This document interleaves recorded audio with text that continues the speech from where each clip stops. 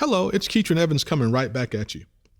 In this particular course, we're going to deal with cybersecurity audit. We have policies that say how we're supposed to secure our environment. Then we have implementations such as firewalls, security software, and other things that are supposed to get us there. How do we measure how well we're doing? Audits. Audits are how we figure out if we're meeting our requirements, whether or not we have the controls in place to even measure or assess whether we're being secure or moving towards security. This is one of the areas that, again, to me is one of the unsung hero types of roles in cybersecurity, because it does not necessarily get the glamour, the exposure, and all the other things that some of the other, sexier roles in cybersecurity get. But let's talk about audit and what it means in the world of cybersecurity and exactly what the auditors do and how they're an invaluable part of what we do in cybersecurity. So what is cybersecurity audit? Well, we're checking to see if policies, procedures, and guidelines are actually in place. And then we're also checking to see if they're being enforced. And then further, how are you enforcing them?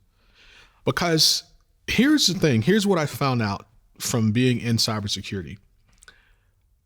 One of the things that I get called on to do regularly is I have a lot of people that I've mentored that went on to be cybersecurity auditors. They didn't go the technical route like me to become a pen tester or a threat hunter or an incident response person.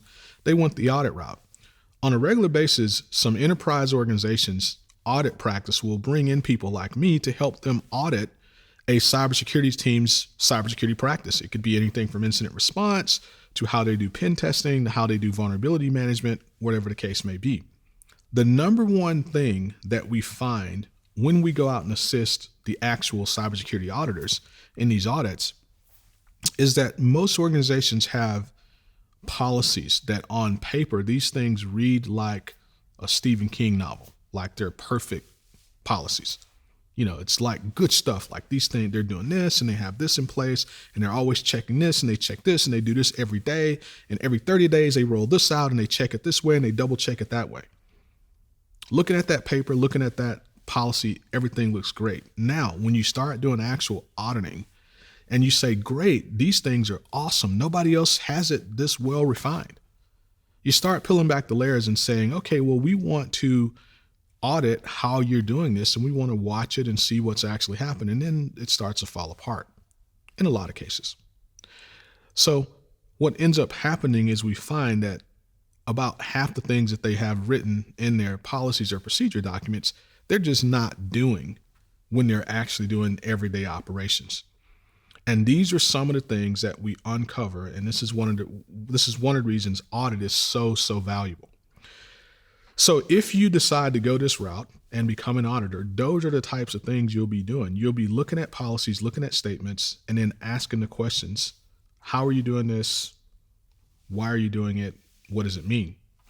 So let's look at some other examples here. So here's a policy example. You have a policy statement that says users must use passwords of at least 10 characters, and they should be mixed with upper and lower numbers and special characters. Well, an audit question would be, great. You have this policy that says that. How are you enforcing this? And how are you verifying continued compliance? Now, when you look at that, cybersecurity or an IT security team should be able to come back and say is, oh, well, we enforce it because we roll out something called a group policy that won't allow a user to create a password that's less than 10 characters and doesn't meet this criteria. So at the technical level, we have a technical control, which is another big audit term, control. We have a technical control that forces them to use a strong password or else they won't be able to create their account or create their password. So we're enforcing it that way.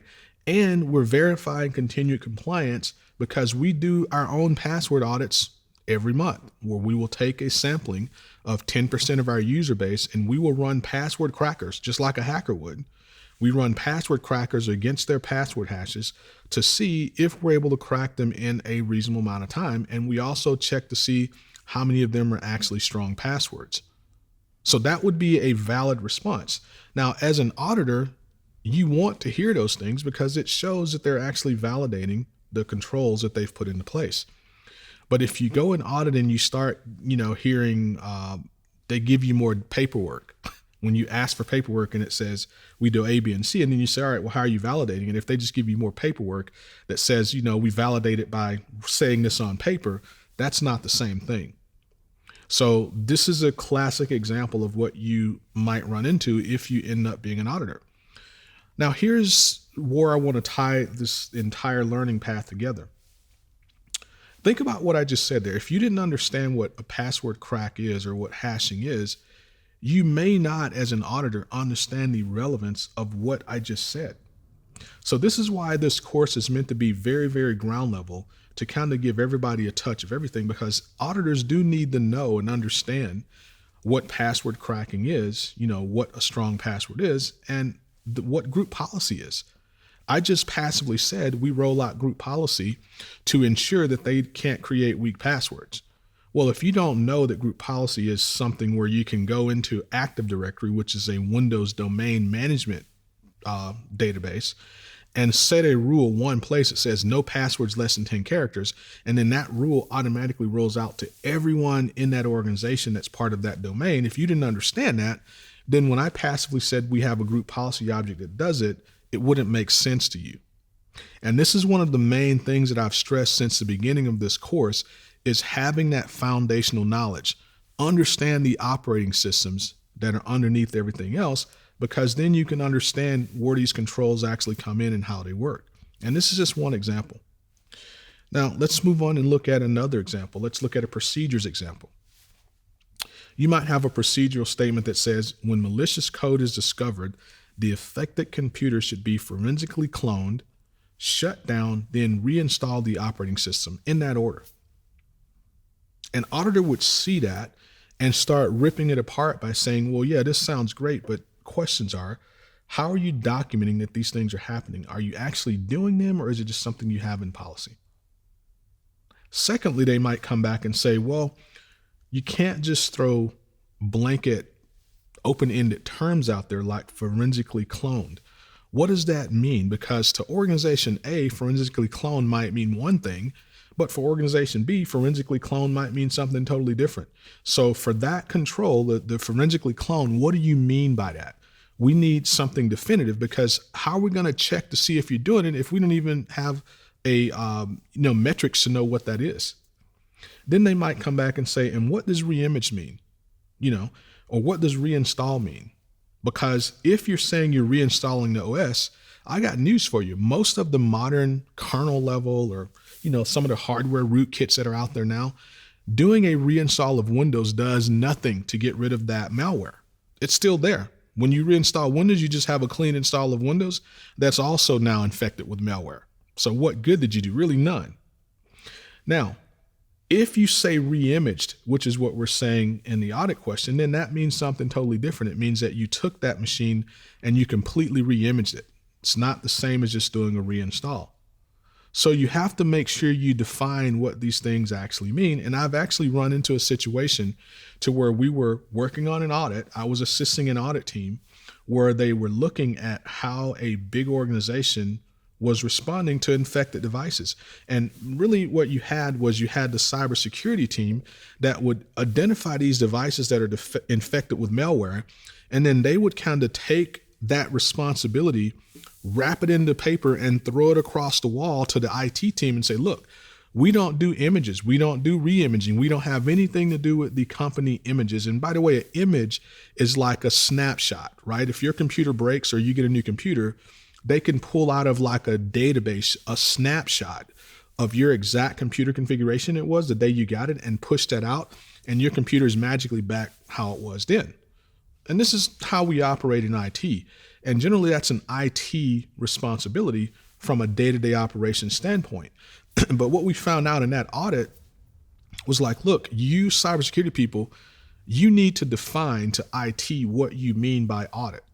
Because the fact of the matter, what you mean by reinstall or reimage. Because the fact of the matter is, reimaging it may be okay. Reinstalling is absolutely not okay because you didn't really do anything.